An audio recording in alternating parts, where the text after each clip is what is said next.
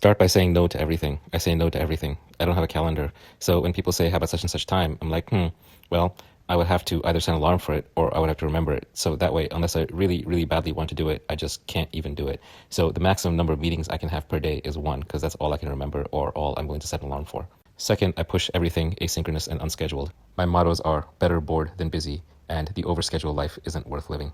The world is full of opportunity. You just have to be available, time, mental space to grab it. And when you grab it, you're going to be sorry you grabbed it, because now there's 1,000 other things you can't grab. So you only want to grab the ones that really, really, really appeal to you. So it has to bring you out of retirement, essentially.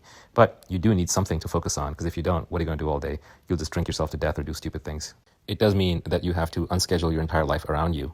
I see many parents whose children's lives are scheduled, and then they try to live an unscheduled life. It doesn't work. If your children have school times, nap times, play times, times when they have to eat, times when they have to go to bed, then your own life will be scheduled as well.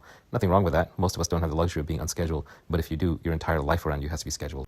It also means every single event is voluntary. You never commit to showing up and speaking at an event. You never commit to a birthday party. You never commit to a wedding. You never commit to a bar mitzvah. It means you never let your wife commit you to anything. You never commit her to anything. If somebody says, is he available for X? She doesn't even ask on their behalf. If somebody asks me, is she available for X? I don't even ask her on their behalf. So completely free and unscheduled.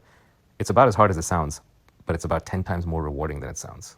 So it means you have to break the heart of every person who expects you to be in a specific place at a specific time. That's their expectation. It's their problem, not yours. You have to get comfortable ghosting people who become too familiar.